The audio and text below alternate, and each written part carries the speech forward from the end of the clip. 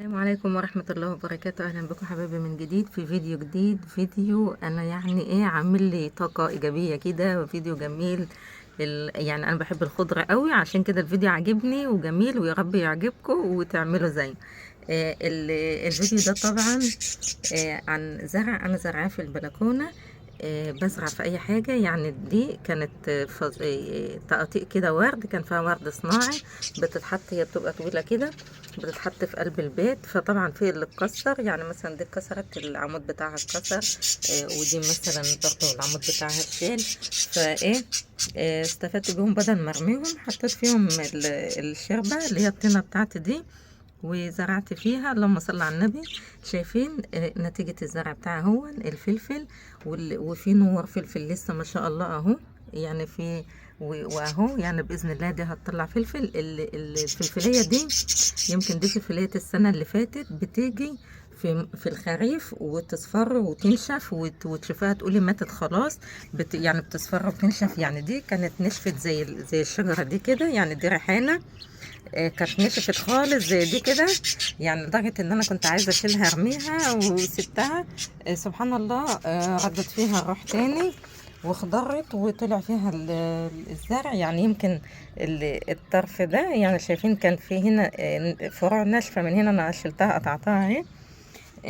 ما شاء الله. الفلفل والحاجات دي بنزرعها بطريقة سهلة جدا. يعني الفلفل ده قرن فلفل عندي عادي، باخد البذر اللي فيه وبقوم في الشربة كده، واعمل كده واحطه واغطي عليه وخلاص. ممكن بمعلقة بشوكة كده. وهنا برضو زرع جرجير وفلفل برضو. هنا ده هو فلفل برضو اهو، ودي فلفل برضو، وفي هنا فلفل على جرجير، وفي هنا بصل برضو اهو. اللهم صل على النبي. وشايفين هنا برضو ده هي طماطمايه. الطماطمايه دي برضو لسه هتكبر هي. يعني لو حتى فيها ورق اصفر كده اهو اسيبها برضو. كل حاجه بترجع تختار تاني. شايفين اللهم صل على النبي فلفلايه صغيره قد ايه، ومطلعه فلفل اهي. شايفين الفلفلايه؟ اللهم صل على النبي اهي. شايفين الفلفلايه ده هتطلع فلفلايه. وهنا برضو فلفلايه برضو. شايفين الفلفلايه طول ايه؟ يعني قصيره ومطلعه. اللهم صل على النبي فلفل اهو. وهنا اهو، هنا دي برضو اهي مطلعه فلفلايه اهي. دي شجر اهي. شايفين يعني شجر عادي. ودي شايفين دي طول ايه كلها، ما تجيش طول شبرة. اللهم صل على النبي. شوف فيها كمية فلفل ما شاء الله. ان شاء الله هتطلع اهي. اهي لما بتطلع الوردة دي كده، الوردة دي بيبقى بتطلع جواها قرن فلفل بقى، وجنبها البصل اهو، وجنبها الجرجير.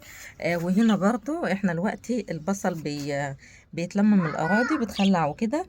فانا عندي البصل القديم. كان في بصل مزرع كده، تلاقيه مزرع زي دي كده.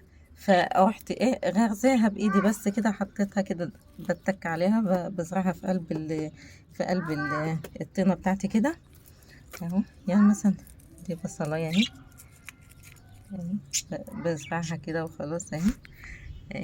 اهي شايفين ده اهو عاملاها بقاله يجي اسبوع. ما شاء الله طول ازاي. كانت برضه مزرعة صغيرة، كانت صغيرة زي دي كده، ورحت زرعاها وخلاص اهي. وفي هنا طماطم برضه اهي. مثلا بقطع طماطم، باكل طماطمايه، بقوم حاطه البذره بتاعها، ممكن اعصر البذر او احط البذره واحط عليه واغطي بس بشربة خفيفه كده. والفلفلايه نفس الوضع، دي طماطم اهي. وده هي منجايه برضه، كنا باكل منجايه، بقوم واخده البذره بتاعتها، شايله النشف اللي بره واخده الطريه اللي جوه واحطها برضه. ما شاء الله طلعت اهي. آه، وهنا اهو البصل برضه اهو. وهنا برضه بلح اهو، باكل بلح ولا حاجه. ده هي كنت باكل بلح برضه، حطيت البلحيه هنا. وهنا اهو، وده فلفل وطماطم ما شاء الله اهو. فلفل وطماطم هنا، كل ده هي فلفل وطماطم اهي. اللهم صل على النبي. وهنا طماطم اهي. وده هي برضه اللهم صل على النبي، دي شجره طماطم اهي، قربت ان هي تطلع النوار بتاعتها وتطلع طماطم. ودي شجرة جرجير. دي جرجرية واحدة. يعني شايفين ده اهو فرع جرجير واحد، فأنا بسيبه اخد منه تقاوي، بيعمل لي بقى تقاوي. اهي. يعني ايه البوز ده اهو، ده اهو بيطلع بقى ايه، دي بنشة وبيبقى تقاوي بزرعها عادي. وهنا اهو الصفايح دي طبعا ممكن تعملها بصفايح سمنة، فتحها بالعرض كده عشان تبقى مساحتها كبيرة، تاخد مني كتير، تاخد زرع كتير. وممكن اعملها واقفة كده، ممكن افتحها واقفة كده، بس هتبقى المساحة فوق صغيرة، فانا بحب اعملها بالعرض كده علشان تاخد كتير.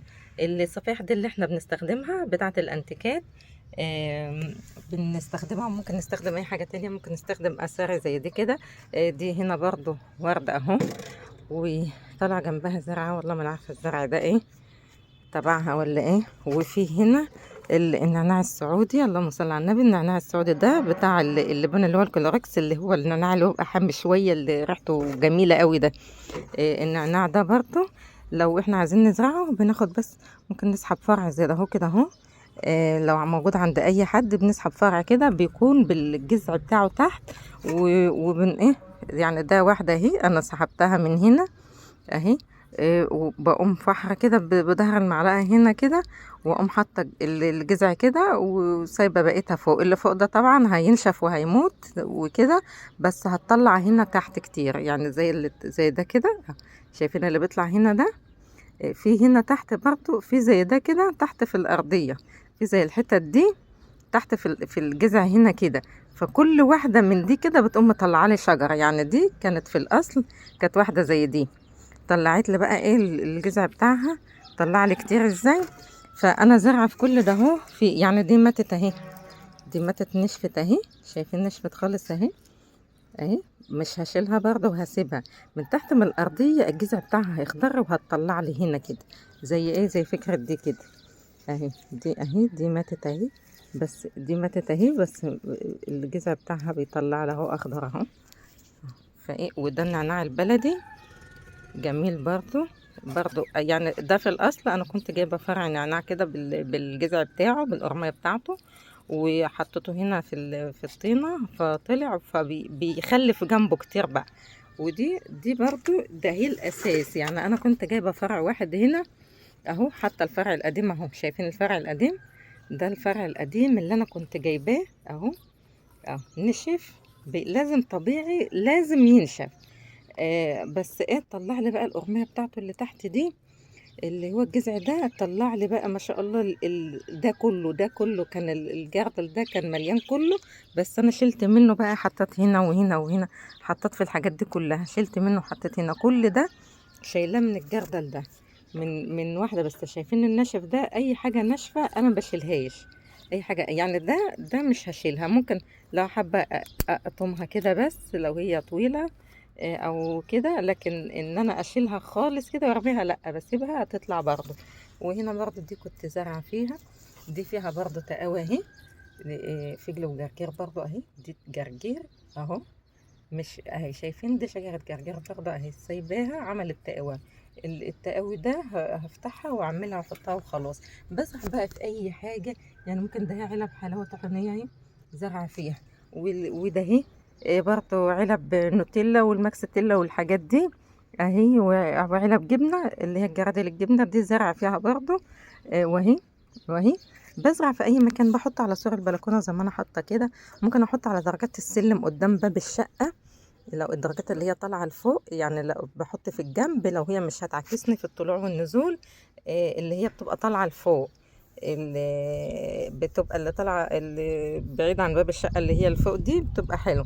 وشايفين بزرع في اي حاجة. هنا الصفايح بفتحها بالمنظر ده كده، بقوم بفتح الصفيحة من النص كده، بفتحها من هنا ومن هنا، وبقوم فاتحاها من النص، واتنيها كده واتنيها كده واحط فيها وخلاص. وهنا برضو حاجة زي الجراكن اللي هي البلاستيك دي، ممكن احط فيها وازايز زي دي كده، بقطعها كده وازرع فيها. شايفين ده سبحان الله، ده عود جرجير، يعني شوف الجرجير ده كان شايلاه، فحطيته هنا عشان ابقى اخد منه التقاوي اهي اهي. شايفين؟ اهي هاخد واحده اهي. فسبحان الله اليمام جاي باض هنا ازاي. فانا بصراحه والله ما كنتش عارفه ان انا بقى اشيلها دلوقتي الا لما اليمام ده هو صعبان عليا ان انا اشيل الحاجه ده، هي البيض بتاعه هيبوظ اهو. شايفين اهي اهي، شايفين طلع منها اهو يعني. الحب اللي طلع ده اهو اهو اهو بسيب بحطه اهو شايفين؟ حطيته بس اهو خلاص، بعمله خلاص كده اهو. ممكن بشوكة واعمله كده وخلاص، واحط له ميه. الميه بقى بتاعته ممكن اسقيه من الحنفيه عادي، بس انا اوقات بقى ايه، بكون بغسل الرز، فبقوم بدل ما بفضل ميه في الحوض، بفضل ميه في طبق بلاستيك. كل دور اغسل الرز اخد الميه افضيها في طبق بلاستيك، وبحوش بلم الميه دي، بخلص بقى غسيل الرز، الميه اللي طلعت كلها بطلع بقى اسقي الزرع ده كله يوميا كده. فانا طبعا بطبخ رز كل يوم، فطبعا كل يوم باخد الميه اللي بتطلع واسقيه اول باول، بسقيه اول باول كده يوميا يعني. حاجة بسيطة يعني. كل لما بوزع طبق البلاستيك بتاع غسيل الرز على الحاجات دي كلها، فتقريبا كده كل واحدة من دي بتاخد لها حوالي كوباية يعني. بسقيها ما بكترش، ما ببناش مية زي ما انتوا شايفين كده. وممكن اسقيها يوم ويوم لأ، على حسب بقى ما انا عايزة. اللي شايفين اللي شايفين يعني الناتج الزراعة، انا مش خاسس عليا حاجة، انا حطاها وكل يوم بطلع ابص، احب ابص عليها بس كده. يعني لما الحاجات دي كلها تطلع، الطماطم تطلع ودي تطلع، واوقات بزرع خيار برضو. جبت او خيار برضو من عند بتاع الناس اللي بتبيع المبيدات الزراعية دي، اوقات بيبقى عندهم تقاوي. ممكن ازرع اي حاجة انا عايزاها، ممكن ازرع كزبرة، ممكن شبت، اي حاجة، بقدونس، اي حاجة بزرعها في البلكونة بتاعتي كده. لو انا عايزة اجيب تقاوي من بره، لو ما كانش بزرع التقاوي من قلب البيت، تقاوي فلفل، تقاوي برنجان، تقاوي طماطم، اي تقاوي انا بستخدمها في البيت، اي حاجة بستخدمها للاكل ممكن اخد اللي فيها زي ما هو كده، انا بشيل من قلبها واقوم حاطة على طول، ما شاء الله بيطلع لي كده على طول. ما بسيبش التقاوي تنشف او حاجه، لا بشيل من قلب القرن الفلفل واقوم حاطه على طول، بشيل من الطماطمايه واقوم حاطه على طول، بيطلع لي كده ما شاء الله. اللهم صل على النبي. زي ما انتم شايفين كده، حاجه جميله والله وتفرح يعني. ف حتى برضه حتى قفص العصافير فوق هناك اهو، على على الزرع هنا اهو، فوق الزرع، عشان حتى يبقى العصافير فرحانه العصافير بتاعت سلمى. العصافير دي بتاعت مين؟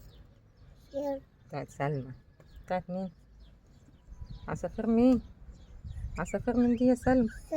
بتاعت سلمى جدعة. يلا خلاص.